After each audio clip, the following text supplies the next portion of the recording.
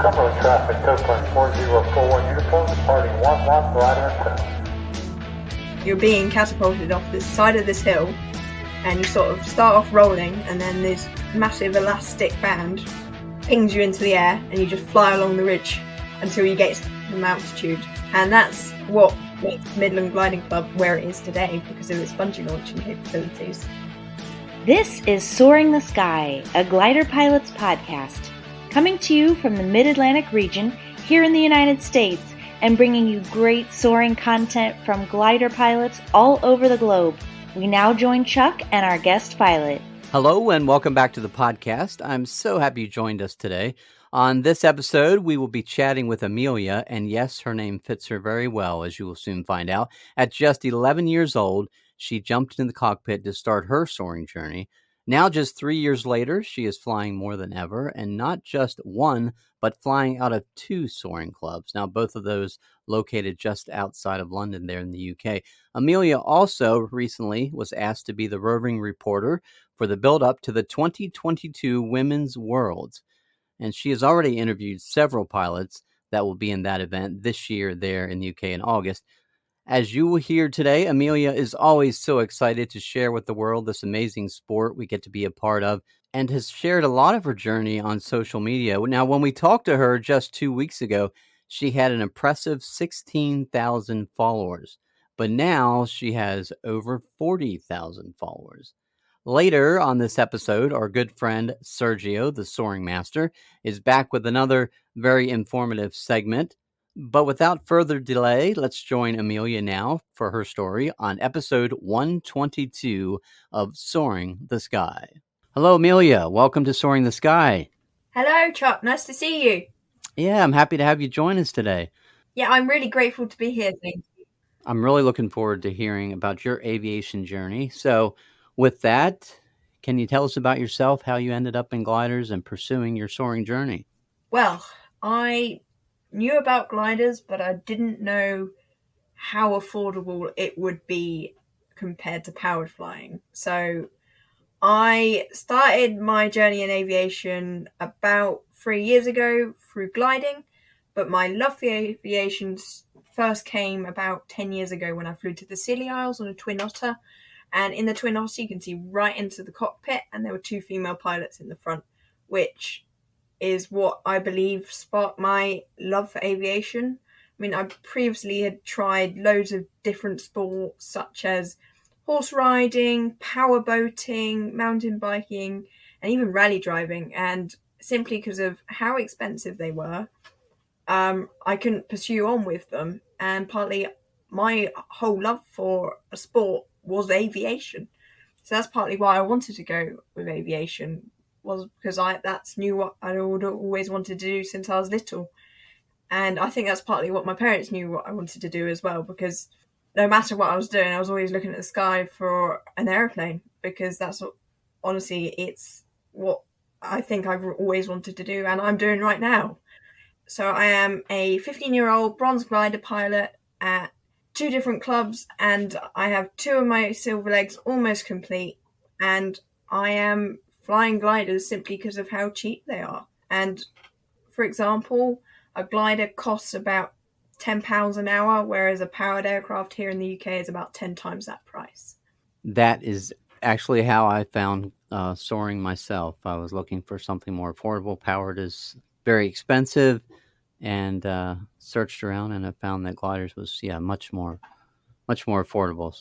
So can you tell us about where you fly? You mentioned two clubs, but I guess the main club you fly, or both of them for that matter, the soaring opportunities there, how long your soaring is, what's the terrain like, any of that you'd like to tell us? So currently I'm based here in the UK, and I fly from two different clubs, which are two very different clubs in the way we have to land, fly and soar. And so my home club is Oxford Gliding Club, which is right next to Oxford, about an hour and a half away from London. And it is a massive flatland site. It is huge. We can get up to 2,000 feet plus off the Winch Launch on a good day. It relies primarily on thermal lift, and very rarely we've even had wave lift around there. And I've had one wave flight there in the 3 years I've been there. And I first started off at Bicester, which is literally 10 kilometres to the east of Oxford, because Bicester Gliding Club sadly had to close because they lost the east on the airfield. I moved to Oxford Gliding Club, and it isn't very far away from where I live, so that's partly the convenience of it. And it is a really nice club. There's loads of gliders. And moving on to my second club, which is Midland Gliding Club, which is based up in Shropshire. It is situated right next to the border of Wales, and it sits about 700 feet above the valley. And in a directly westerly wind, we can soar about a 15-kilometre long ridge, which is really nice. I've never personally had a ridge day yet because it only works in a westerly, and westerly winds, sort of gusting 20 knots, is bang on perfect for gliders. But there'd be paragliders riding along this ridge at 10 knots, and we need 20 knots. But unfortunately, I haven't experienced any ridge flying yet, but I've had some thermic flights from there, and quite regularly they do actually get quite a lot of wave lift, up to 10,000 feet plus. Oh, but wow. You've got to be in the right spot at the right time to get in it. And I haven't actually experienced any sort of wave flying yet, but I'm really looking forward to flying in wave and experience that new world of soaring in the wintertime during going up to heights airliners can fly at, which I think is pretty epic. And typically here in the UK, our thermic soaring season will last around 7 to 8 months, depending on what the weather's doing and what cold and warm fronts are coming through. But usually it lasts typically 7 to 8 months. I mean, in November, I had a 20-minute flight relying on thermal lift, which I think was shocking to everyone because we wasn't really expecting it to catch that thermal, which was really epic. But using other sources of lift, so wave and ridge, we can stay up all year round. And people have known to do their silver duration of 5 hours on a ridge during the winter. Oh, nice. Whereas I had to do my 5 hours primarily on thermal lift. Right. The Winch Launch now, is that both clubs?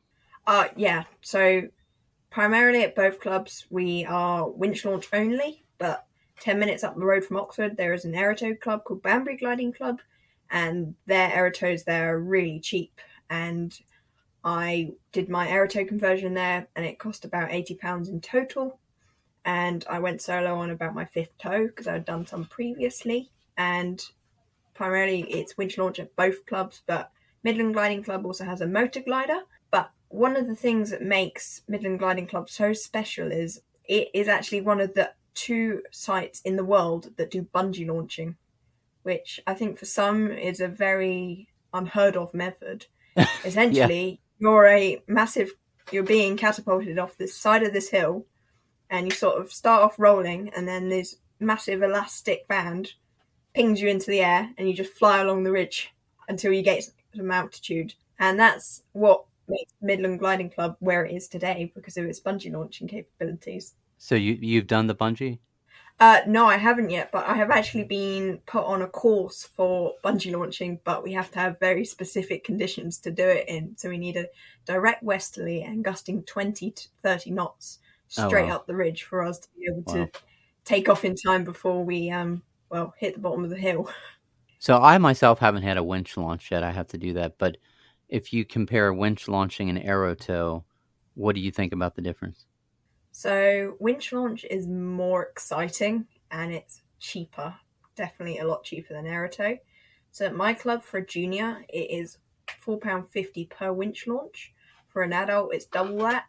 And at Banbury Gliding Club for a junior Aerotow up to 2,000 feet is £18. So you can kind of see why I went to a winch launch club. The actual feeling of a winch launch is a very rapid acceleration to get the airspeed up. And then you rotate into a 45-degree climb, and you're basically being reeled in by the winch at the other end of the field, and you approach at the top, and then the cable releases, and you just flying around like you would off the top of an Aerotow. And I would say it is definitely the most cost-effective and cheapest way to launch. But the positive in Aerotow is, if it's a really good thermic day, you can actually be towed out to a proper thermic spot of where you want to wait for your start gate to open and thermal away. Yeah, and that's one of the positives of it. And aerobatics wise, on an Aerotow, you can get up to 4,000 feet without thermaling and lose that height and come back to the ground doing aerobatics. So that's one of the positives of an Aerotow. So, Amelia, I know for myself, after soloing an aircraft, I gained a great amount of confidence that I really didn't have before, but not only in glider, but in everyday life as well. How has soloing an aircraft changed you as a person? How has it affected your life? Well, when I first started gliding, I didn't know you could go solo in a glider from 14 till about a week into it, and that really surprised me because I couldn't picture myself flying a glider solo until about a month or two into my glider training, because then I realised this is actually pretty fun and I know I could go solo. I wouldn't say I was terrified, I was just excited. I knew in a year's time I could be flying one of these K21s or K13s solo, which I think is pretty epic. As a person, I do find it epic that I can say to people, oh, I flew a glider solo, and they'd be like, oh, what's a glider? It's an aeroplane without engines. And they're like, what's the point in that? And that's what I love about it, because I can brag to them that I can fly this solo whilst you're playing on your games console. Yeah, exactly. And I'll spend the weekend at the airfield launching gliders and then go up for 2 or 3 flights and stay till the evening, help pack the hangar away, and off I go home. That's what I love about it. I will admit, it has changed me as a person, this is partly through going solo as well, and through gliding as a whole. It's really helped my social skills. I think today I wouldn't actually be able to do this interview because I probably wouldn't be able to hold a 3-way conversation simply because of how underconfident I was 3 years ago before I started gliding. And I have to say, I can talk to anyone of no matter what their age is, who they are. I can just talk to them and hold a proper conversation. And it's really helped develop my personal confidence, because I wouldn't say I was massively underconfident at the beginning of secondary. And I just it's really helped my personal confidence through social skills, because gliding is a very social sport. You'll fly throughout the day, but there is a little bit of waiting around, when everyone's firming away and you're sat on the ground waiting for the gliders to come back. You want to fly, you'll just sit there chatting to people. And after you pack the hangar away, you'll go and sit in the club room. I can't have a drink because I'm under 18, but people will grab themselves a drink and I'll sit down and chat to them. But for me, it's a lemonade because I'm under 18, as I said. Yeah, but that's partly one of the amazing things that it's really helped me change me as a person, because I know how to chat to people, which is what I love about it. Yeah, I never would have guessed you would have had any problem doing this interview, but yeah, that's awesome. No, I will admit, I have actually been on TV twice for being a glider pilot. I was based at Black Mountains Gliding Club for a year because I used to go down to Somerset a lot, and it was only an hour and a half away, and it's a really picturesque site. It's like the smallest airfield in the world, but they do occasionally get film crews there because of where it is and the opportunities and the scenery that you can see from the glider. And I was their youngest member at the time, so they sort of said, you can sort of join this interview if you want. And Nice. I was interviewed on ITV and went on national television, Oh, wow. for doing what I love, which is what I loved about it. So besides your solo flight, what flight or flights stand out in your mind? Good, bad, scary, exciting? Any of those that you'd like to share with us? I have honestly so many. I think every flight is sort of memorable in its own way, even if that's me practicing my side slip and getting it nailed, or mastering a winch launch in a crosswind. Every little bit, it just helps. Even if it's just a tiny memory, every flight's memorable in some way. But of course, there is some that stand out. I've had some funny ones. I've had some exciting ones. There's been some... I would admit I've had a pretty boring flight where I had to do 5 hours, which that sounds fun. But after about 2 hours, you do start getting a little bit bored. Yeah. Because it's not... I can't really go too far away from the airfield because I'm under 16. Right. So if you want to go cross country or a long distance away from the airfield, you have to be over 16. And I had to stay within gliding range of the airfield. So by what I mean by gliding range is if you say you were 2,000 feet from the airfield, you've got to at least get back with 1,000 feet to spare. So I can only go so far away from the airfield. But going back to my 5 hours, this is still my silver duration. Honestly, I stayed around the airfield the whole time because I was quite underconfident on how far I could go in the glider, because having an engine is positive, but I'm still really nervous to go quite far away from the airfield. But my 5 hours definitely sticks in my memory. I did this about 2 months ago, and when I hit 2 hours, I got so bored. I started singing to myself and making up songs because I didn't know what else to do, and tuning in to different radio frequencies and hearing what they were doing, because there was not much else I could do. And I did almost hit 3 red kites, which are a bit like hawks, in one thermal. I'm firming away, and all of a sudden there's 3 red kites in the center of this thermal, and they suddenly lift up their wings and dive under my wing, and are honestly about a foot away from my wing. And nice. That was pretty entertaining. And then there's another junior at the club called Ollie, and he chased me around for an hour. Every thermal I went to, he was there. And then I flew to the next thermal, he was there. I'm looking out my wing. He's right there. It's like, can you go away, please? I want to fly by myself. It was that was one of the boring ones. I wouldn't say it was boring. It was good to get it out of the way, and I knew I had to do it. And it was a challenging day as well, because it went blue at one point, and I went down to about 1,500 feet, and then I only had about 500 feet left before I had to turn in for circuit. And I stayed up for 5 hours after that, and it developed into a really nice day. I stayed at 4,000 feet for 2 hours, which was really memorable. And I remember when the radio call came through, Amelia, you've done 5 hours. They're like, oh, make sure to give it an extra 10 minutes. And the 10 minutes was probably even longer, right? the 10 minutes, and they said 10 minutes. I put my phone on, I played music really loud, and I just screamed the whole way down with excitement because I knew I had done it. It sounds really easy staying up for 5 hours, but it's not easy because it's all mental. You get to 1 hour, you're like, oh, this isn't too bad. You get to 2 hours, you're like, right, 3 hours left, almost halfway there. I can do this. You get to the 4th hour and you're like, oh my goodness, I can't keep this up much longer. And then you get to 4 hours, 30 minutes, you're like, oh my god, I've only got half an hour left. And you're like, no, because I've got to put an extra 10 minutes over the top to make sure I don't land at 4 hours 59 minutes, which would be quite entertaining. But I did 5 hours 9 minutes. Nice. And coming back down from 4,000 feet, screaming and singing all the way down, side slipping with full air brake, because I just wanted to get down, because I really needed the toilet and my legs were killing me. And I landed and everyone drove over, and I was like, I just want to get out in my own time, because I couldn't feel my legs because I had been cooped up in this little glider for so long. But that was one of the most exhilarating and memorable flights.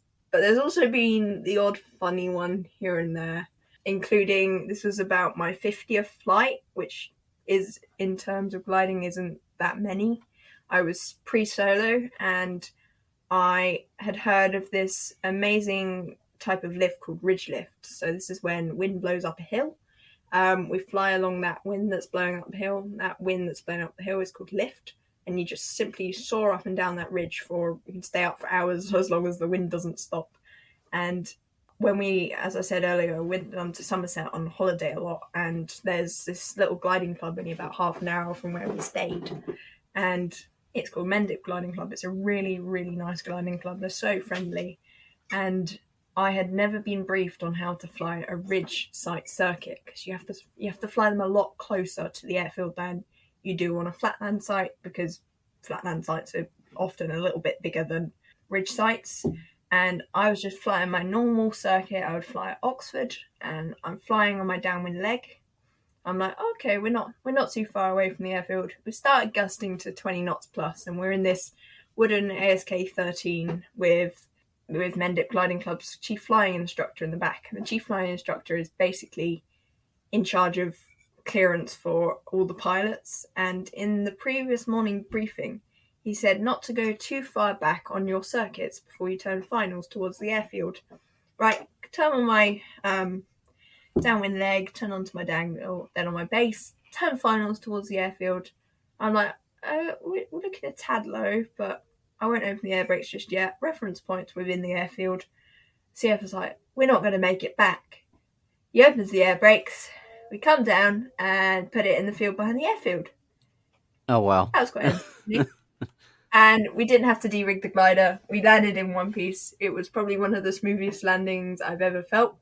And we landed, we pushed it back, we pulled one of the winch cables over these 2 dry stone walls, put an old caravan mattress on, but just underneath the cable, pushed the K-13 back to the other end of the field. CFI took it up solo and probably got one of the highest winch launches they've ever got from that club, because you can only get 1,000 feet off that winch launch. And that is one of the most entertaining flights I've ever had. Was that your first land out?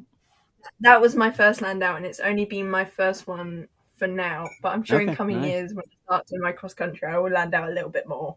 Right. But it's just a couple more that stand out in my head. I'm mad about vintage aircraft. Vintage aircraft, that they're just they're so special to me. There's something about them. I think partly because my great-great-grandfather went solo from the Longmind, or Midland Gliding Club, which is where I also fly from. And he went solo in the T-21, which is a side-by-side open cockpit British-built air cadet trainer. There's still loads of them flying, actually, despite them being from the 1950s, because they were built to last, and they're still flying.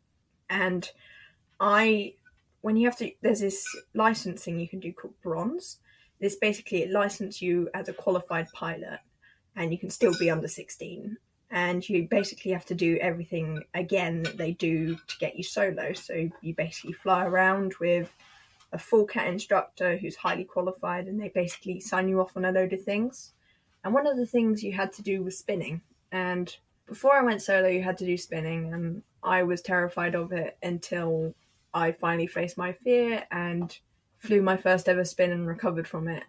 And I've loved spinning ever since, but the one glider I hate spinning in is the DG505, simply because of how it throws you around like a washing machine when you recover from it. I've done it once and I don't want to do it again, simply because of how violently it threw me around. And I didn't want to go and do it in the DG505, so we went up in this open cockpit T-21 that is semi-aerobatic, meaning it can do spins.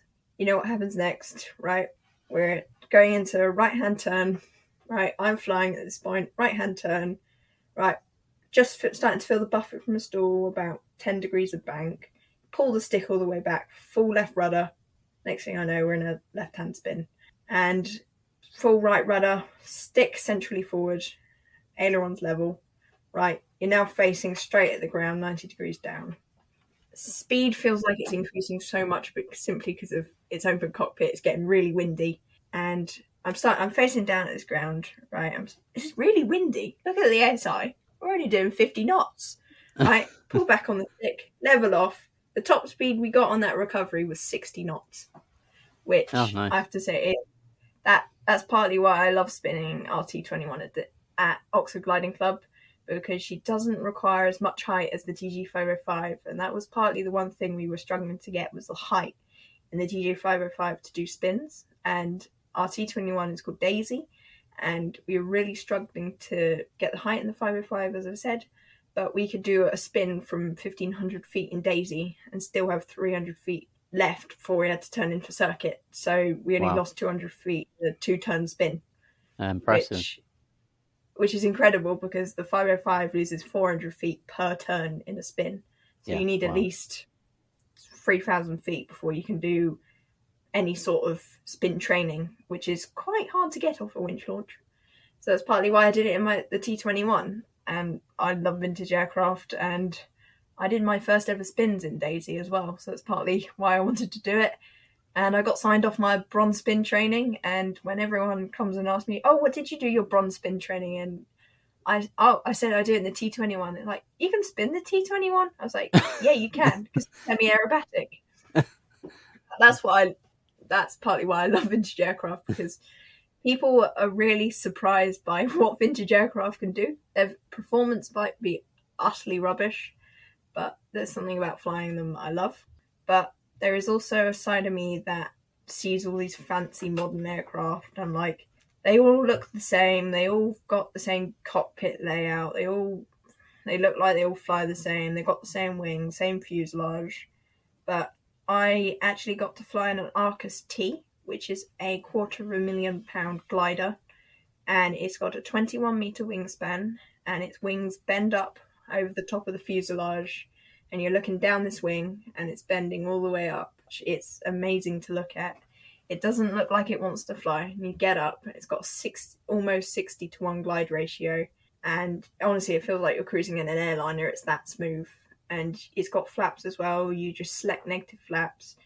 You're cruising at 70 knots, and it feels like you're only cruising at 40. And it's an Arcus T because it's got a turbo in it, which is a fold-out engine that we can fold away as well. And on this day, it wasn't very thermic, but there was a little bit of lift around. We were meant to go cross-country. We had the task set to go cross-country, but we didn't in the end, and we stayed up for about an hour and a half. And we fired up the turbo a few times. I had never flown with an engine in a glider, so it was a really bewildering experience for me. God, it's noisy. The whole airframe shakes when you fire it up. I can see the benefits of having one. You come down pretty quickly when it's deployed because there's a lot of drag, and you just fire it up, off you go. And you're going up about 500 feet per minute, and I can see the effectiveness of it, and you just fold it away when you're ready to go again. And the Arcus is a lovely glider to fly, and it's just so smooth. It looks like it's really heavy, but it's not actually that heavy if you think about other gliders. Its wings aren't huge, but it can glide a long way because of how aerodynamic it is. That's partly what I wouldn't say I love more modern aircraft, because they kind of look all the same. But the Arcus, I love the Arcus because of just how smooth and how light it is on the controls. It's a bit like flying the T21, but with a lot more performance. So that's why I'm so passionate about vintage aircraft, because they're amazing to fly. Our longtime sponsor of the show, the Soaring Academy, is engaged in nonprofit outreach work with local area veterans and also with young people for the STEM programs at their top-notch glider port facility just outside of Los Angeles, nestled near the north side of the San Gabriel Mountains. They also have a fantastic flight school and are continuing to turn out great glider pilots every month.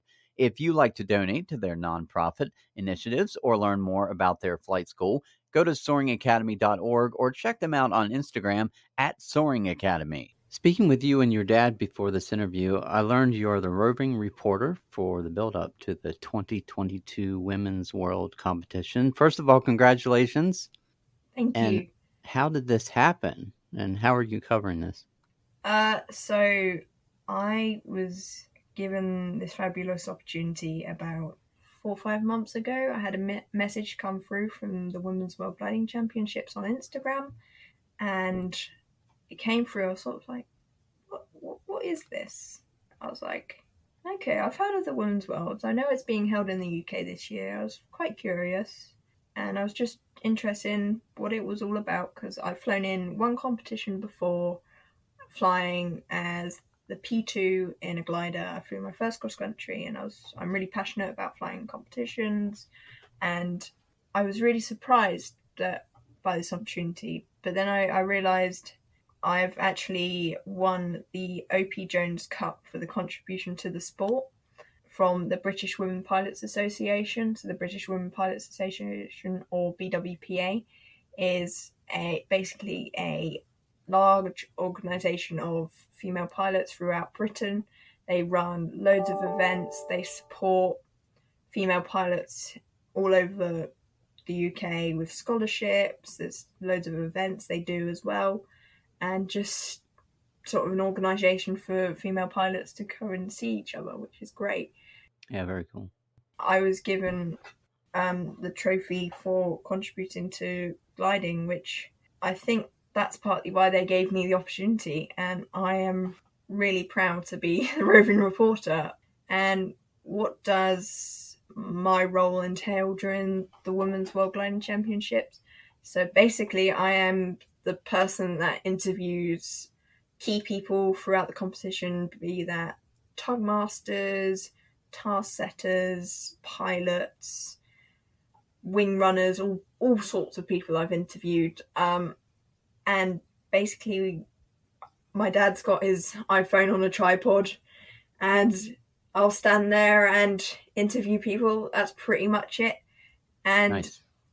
our fabulous editor will turn it into this magical, marvelous piece to upload to all our different social media channels we've got. And basically, I am the person that comes around and interviews everyone and shows everyone what gliding competitions are all about, that's why I really, really enjoy it. And the Women's Worlds is being held in the UK here at an airfield called Husbands Bosworth, or the Gliding Centre in Leicestershire, which is only about 2 hours away from London. And it is a 2-week-long competition from the 13th to the 27th of August. And there's going to be about 50 pilots from, lots of different countries. There's loads coming out from Europe. I believe there's some from Asia and America as well. We've actually got Ukraine coming this year as well, so we managed to organise them with some amazing funding and gliders that people have very kindly offered for them to borrow, which I think is a really, really nice opportunity for them, and partly a really cool opportunity for the UK as well, because the last Women's Worlds was held in Australia, which was in 2019, and Australia isn't the easiest place to access when you're just a 15-year-old, because it's on the other side of the world. And the last time the UK hosted any sort of women's international competition was in the 1990s. So it's going to be about, I think it's bang on 30 years that the UK has held a international competition for the Women's Worlds. And it's going to be a really fabulous opportunity to come and see how an international competition works, and partly show what the females can do when it comes to international competitions, because it's about as big as it gets in the world of gliding. I'm really stoked to be working on the social media team, because I'm quite large on social media if some people follow me on Instagram. Yeah, those have actually a question coming up. I was going to ask you about that, but before I get to that, what does Dad think about all this? I'm here as it happens, Chuck. Good to speak to you. Hey, good to speak with you. Yeah, your daughter has done a lot in soaring already. I mean, what do you think about all this? It's a wonderful opportunity. You know, when a kid's got the level of enthusiasm that you may have noticed she has, Yes, absolutely. you've just got to support it and nurture that. I remember her going solo. I thought I'd be nervous, but actually when I look at the level of training that the team at Oxford had put her through and the other places she'd flown to, I knew she was ready to go. So actually I wasn't nervous, but I can't lie, I was absolutely delighted when she landed as well. So no, it's great. It's a great opportunity, and what it's given us is a very capable young lady that I think can face anything in the world in the future. I agree. She's well on her way and doing a great job. Thank you. Thanks. So this question kind of follows up with the last one, Amelia. I wanted to talk with you a bit about your social media that you had mentioned. It looks like you have over 12,000 followers, and that's just on Instagram alone. Here on the pod, we really encourage people to share their pics, their videos, their blogs, anything else about their soaring journey, of course. I think it is a great way, of course, to spread the word about our amazing sport and help it grow. Young people, especially like you, are the reason soaring will continue to grow and not fade away. Well, my social media originally started from my mountain biking, but about a year later I stopped mountain biking.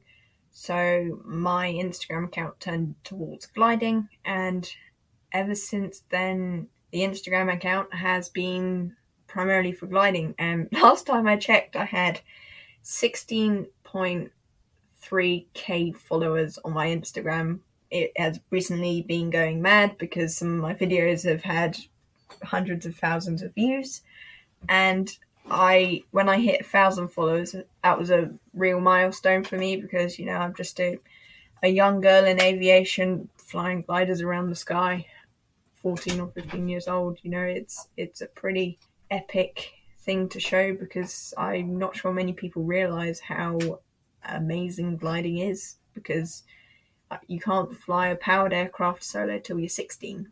So it kind of makes a big difference because I can already be qualified and fly solo and go cross country around the country from 16 without an engine. Yeah, I might land in the odd field, but that's partly why I wanted to share my journey on social media. I am primarily based on Instagram. I tried starting up TikTok, but I feel like TikTok's primarily video based, but I also do a lot of video work, Instagram lives, stories, posts, basically showing everyone I've flown this glider at the weekend. I went upside down, flew to here, back, and done this sort of thing. Just showing everyone what I've done. That's partly why I started it up, and I post videos and just showing everyone, hey, I'm a 15-year-old flying this aeroplane around the sky. This is pretty epic. And after I started posting videos of what I was doing after I went solo, that's when the followers started to build.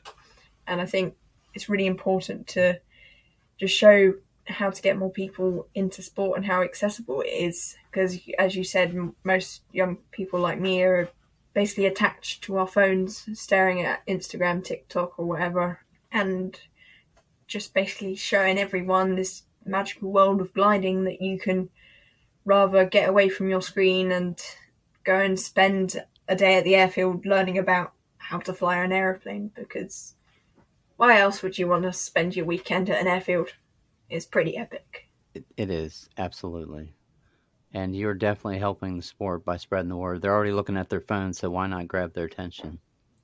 Yeah, so if any of you are interested in following me on Instagram, my Instagram is Amelia __ glider _ pilot, or Amelia glider pilot, and it's probably the first one you find because I haven't found anyone else with that name, and that's primarily how I show my aviation journey, and it brought me some pretty epic opportunities. So drop me a follow and drop me a message saying hi, and that's why I love showing my world through social media, is just showing everyone what I do and how exciting gliding is. Absolutely. We will be adding that to the show notes too, so they can just click on that and that'll take them to you. Thank you. So, Amelia, looking into the cockpit now, can you tell us about anything that you would change? Do you like everything that's there for the aircraft you fly the most? So you may, for people that fly powered aircraft, there's a lot more in the cockpit than gliders. In gliders, we literally have a compass, an airspeed indicator, an altimeter, a variometer, a radio, and a FLAM unit. A FLAM is similar to Sky Demon or Skynav, sort of that stuff. It's basically a little radar that transmits a location. And that's your basic cockpit, but some more modern gliders have more modern instruments. So we have electronic variometers, which is basically a vertical speed indicator that makes noise when we're going up and down, so we can continue our lookout because we don't have an engine and can't just switch it on and cruise where we want to go to. So we're looking out the window. That's partly why we have that to assist us. And that's basically the basic loadout of a typical glider cockpit. But there's some other things you can add, such as an UDI or a glider guider, which is basically a sat-nav that you could use in the sky. And it basically gives you everything you need, such as your average climb rate when you're in a thermal, how fast you're going up, where you are, if you're in airspace, frequencies as well. And you can basically select a location and it'll tell you how far you need to go. And that is basically all free. So you can put the app on your phone and off you go. I actually used that for my 5 hours so I could see how long I'd been up and how far I'd been. And it works really well. But in club gliders, there's not really any point having all this fancy stuff because the majority of two-seaters are training gliders. So there's not really any point having all this fancy technology in because you use them for training. You literally need all the basic instruments I said there. They're all requirements you have to have. When you start getting into private gliders, so when you get your own glider, you can start putting your own technology in. When you start going cross country, that's when you really need all this average climb rate and how far you need to go sort of stuff. But the one thing is, technology isn't always reliable, especially some of this thermal averager stuff. Sometimes you're going up and the thermal averager isn't even noticing you're turning and going up. So it's not always reliable, and gliders rely on batteries. Some have solar panels, but it might not be sunny. So our batteries do run out, and we are primarily running on a ASI, an altimeter, a compass, and an analog variometer to get us home. So you have got to learn to fly with analog instruments. Is basically similar you would do in a PA-28 when you're doing a PPL sort of thing. That's one thing. I can see the benefits of having all this modern stuff, but goodness me, it's expensive. I think it was £1,000 for a full screen display type thing with a moving map.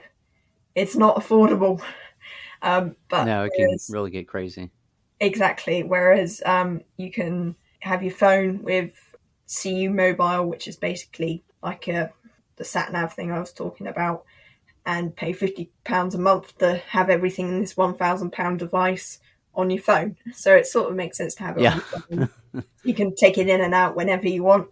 And I will admit, having an UD or a glider guider is something cool to have, but it's quite expensive, especially paying for your own flying as well. It does get quite expensive.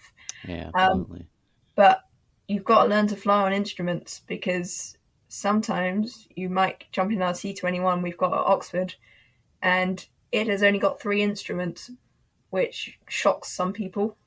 It has literally got an airspeed indicator, an altimeter, and a cosine variometer, which basically, instead of your typical variometer or your vertical speed indicator you might be used to, it's got a green ball that goes up when you're in lift, and that's measured in meters per second, and then a red ball that goes up when you're going down, and no audio vario either. And we have actually fitted it out with a transceiver radio, so it's a little, not, I wouldn't say modern, but a little bit more of a modern upgrade. And you simply, you have got to, we don't always look at our instruments when we fly. We usually looking out the window for aircraft and listening and feeling to how fast we're going. We're mainly only look at the altimeter to see how high we are and do calculations in our head to see how far we can go, sort of thing. So that's the only time we really use our instruments, and especially on landing and takeoff as well. So that's mainly the really only time we use our instruments. We're not really looking at the instruments when we fly. I see on my notes here that regularly you assist in maintenance evenings at Oxford Gliding Club. Now that sounds like something a lot of clubs could be doing if they're not already. How does it work, and do you have a lot of people pitching in on those evenings? So every Tuesday night we host maintenance evenings at Oxford, and basically I will go up with my dad, and there'll be a group of engineers and maintainers there. Basically, there's a lot more to gliders to get them in the air than you think, because, yeah, they've got no engine, but there's a lot that goes into gliders. Wings, fuselage, instruments, everything else. There's so much more into maintaining them.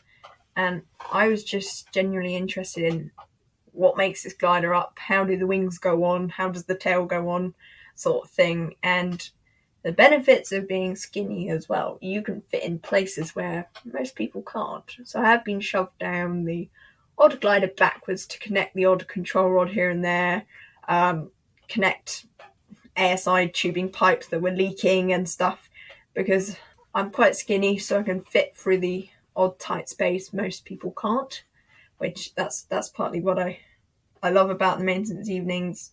You learn a lot about what it takes to keep the glider in the air, and it's really educational as well, because it teaches you basic life skills like how to use a drill and how to tape up the wings of a glider so no air gets into the little gaps and makes it a bit more aerodynamic, and it gives you an idea of when you're doing your daily inspection on a glider before you fly it, what looks wrong, what looks right, and how to fix stuff as well. That it's quite easy. There's some stuff I can't do because you have to be an engineer or a qualified maintainer to do that, but there's stuff I can do, you know, taping up wings and stuff like that. That's partly what I like. And when I'm doing my daily inspection, I can just wander around, oh, that doesn't look quite right, and I'd be like, not quite a fan of that, and I'll go and grab someone that knows what they're doing, and I'll just ask, does this look fine? Because without that, some people don't realise that doesn't look quite right, so you've got to learn to do these kind of things, and that's partly what I love about it. And I don't necessarily know about what arrangements other clubs have got, but most clubs tend to have a glider workshop, and every year a glider has a large inspection called an annual inspection, and you can go and help out on those, and you can learn a lot, and you can just generally just ask around, and you'll be quite surprised on how keen people are to show you how a glider flies and what it takes to keep a glider in the air. Absolutely. You know, you can learn a lot on the ground for sure. Amelia, what are your plans for the future? So my plans for the future, gliding-wise, is I would love to start making a dent in some of my aerobatics. Honestly, I love doing aerobatics. They're so exciting. And being able to go up solo and do loops and chandelles and zero-G pushovers and stuff like that, it wows me. Because at the moment, because of my age, there's some stuff I can't do, such as cross-country. So I've sort of reached all the qualifications I can do before, once you've gone solo, and once you hit 16, there's sort of this year gap that you have to fill stuff in with. And aerobatics is the one thing that you can do. So I'm making a little bit of dent in my basic aerobatics rating, which allows me to fly aerobatics solo. And I've actually met some really professional aerobatics pilots, including Graham Saw, who does aerobatics in gliders for his job, basically. And he'll do them at air shows, and he's just fantastic. And he's actually offered to coach me, which is really, really kind of him. And that's kind of who inspired me to do aerobatics. That's why I love it. And in a few years' time, I would love to fly on the British team for either the junior British team or the women's British team. I'm a really aspiring cross-country pilot because I want to be one of the youngest pilots to get on the British team, and hopefully one of the youngest gliding instructors as well, because I'm really passionate about giving back what instructors have given me, because the difference between powered flying and gliding is, here in the UK, all instructors are voluntary. No one pays for the instructor. So all the instructors give up their weekend to come and spend a day at the airfield teaching people how to fly, which is partly why I want to become a gliding instructor at 16. So my aim is to become the youngest one in the country that is able of demonstrating aerobatics, because I sort of saw another girl.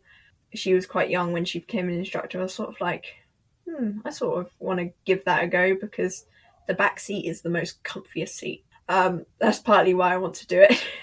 And and I just passionate about giving back what instructors have given me through training me up to get solo and training me up to get my bronze, and starting some of my basic instructor training as well.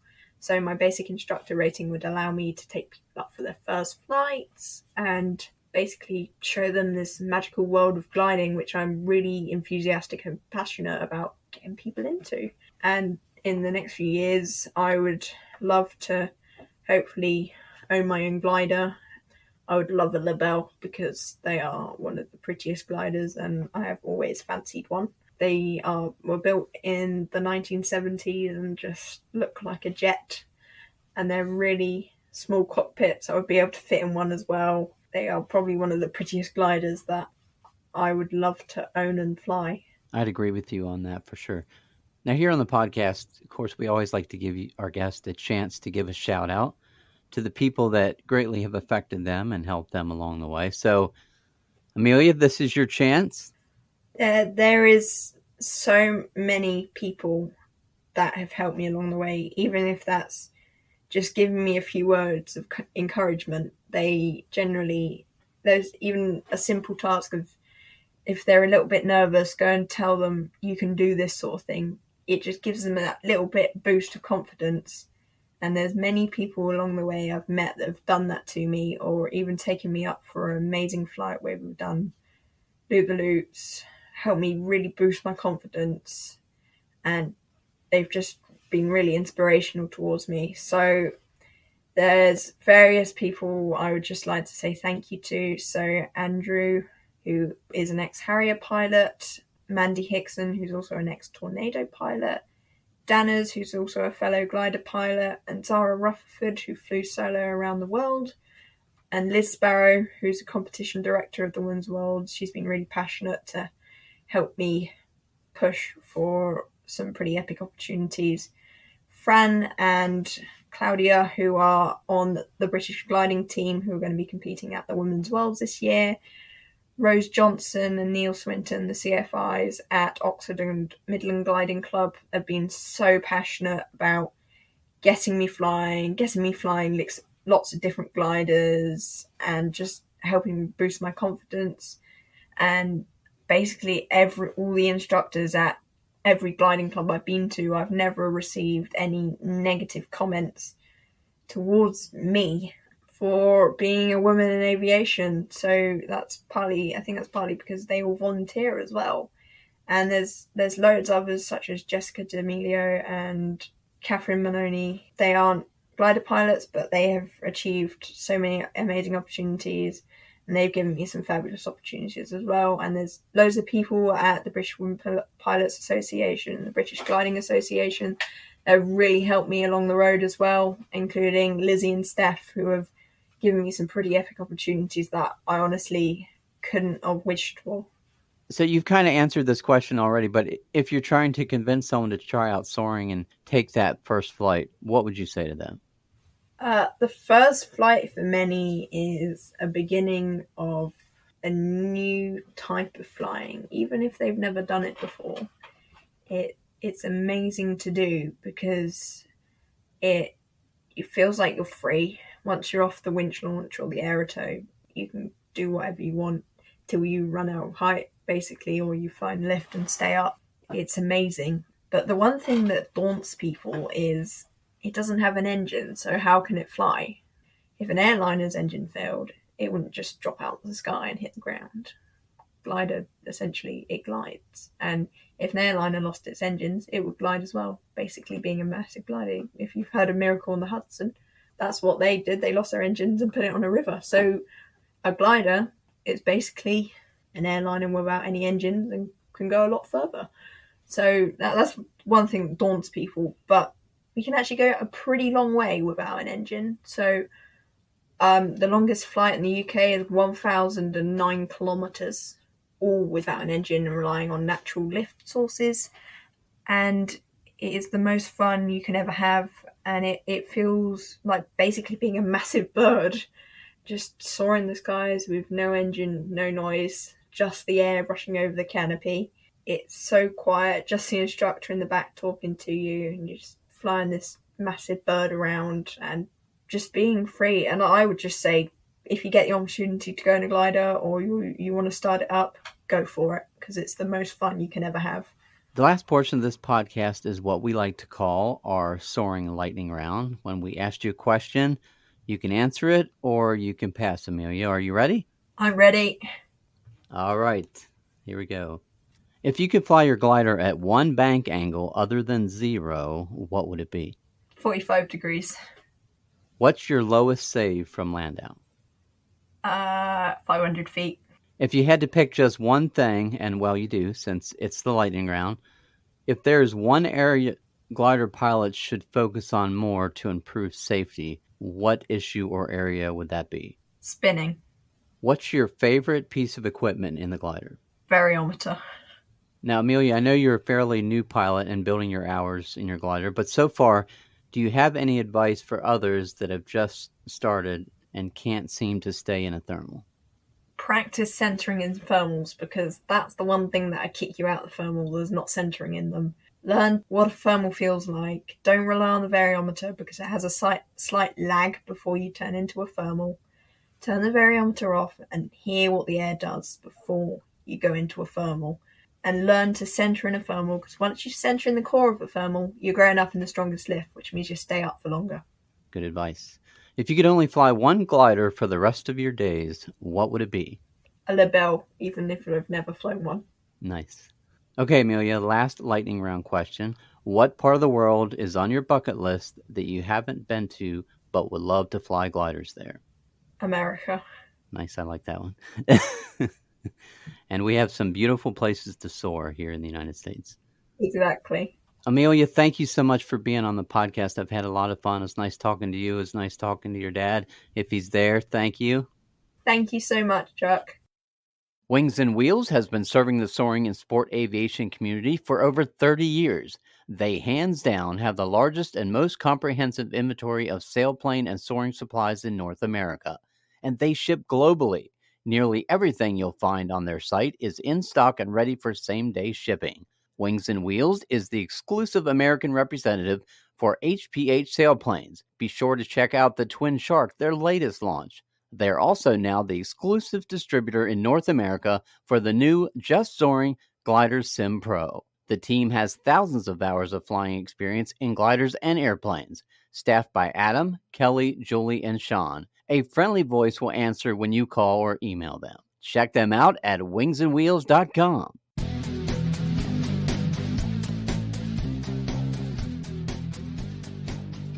Hi everyone, Sergio from Soaring Master here. Today we're going to talk about one crucial thing for increasing your cross-country speed, which can be frightening for many pilots, discarding thermals. Since the start of our cross-country soaring experiences, we are taught to discard poor-performing thermals and to circle only the strongest ones, or at least those which match the expected climb average. But assuming that the pilot is able to correctly estimate the average ahead, how can one discard the main source of lift out there and not increase the chances of landing now? The answer is the combination of two different techniques: height bands and energy lines. The use of height bands, which consists in the division of soarable height in three different bands, each band with a different strategy, the highest one for cruising, the middle one for climbing, and the lowest one for survival. Therefore, no thermals can be discarded in the lower height band. This forms the basis of outlanding risk management. The three height bands gives us a framework that enables us to discard thermals in the upper and middle bands. But there's another important technique that improves our capacity of thermal selection: the use of energy lines. By continuously adjusting your flight track to air patches along the route with better vertical speed, one can continuously sink less and end up with an effective glide ratio much greater than sailplane's maximum LWD, even cruising at higher speeds. The effect of energy lines is a cumulative one. Each second you spend cruising through so-called better air, or air patches which have a better vertical speed than the surroundings, will improve your glide ratio and make you reach the next thermal way higher than what McCready theory would predict. Your effective glide ratio will be increased. In order to use energy lines, the first thing is to identify them. So you need to train your eyes to identify soarable phenomena and all the clues that the atmosphere gives us about where to find rising air. And by using NATO and adjusting our flight path to use these air patches, we'll be able to glide a lot more. The thing is that the effect of energy lines is a cumulative one, and therefore we cannot spoil it with greater deviations, because this will consume any gain at all with energy lines. So by using these two techniques, the three height bands And by using energy lines, we'll be able to increase your effective glide ratio to such an extent that discarding thermals won't be painful at all. Because if you can glide more, you can discard more. These are the keys for thermal selection. But remember, if you're not finding thermals which match the climb average set in your variable, you should reassess the average ahead and adjust your settings accordingly. That's it, guys. See you in the next episode. For more tips, follow me on Instagram at Soaring Master or check my website, soaringmaster.com. If you would like to say hi and let us know where you are enjoying the podcast, we would love to hear from you. If you are a glider pilot and want to share your aviation journey, contact us at chuck@soaringthesky.com or send us a message on our website at soaringthesky.com and Chuck will get in touch with you. We hope you join us next time for another soaring adventure here on Soaring the Sky, a Glider Pilots podcast. Soaring the Sky is written and produced by Chuck Fulton, co-producer Mitch Thompson. Original music for the podcast was written and produced by Kim Spangler. Graphic design for the podcast was created by Zachary Fulton. Voiceover work was done by Michelle Perez.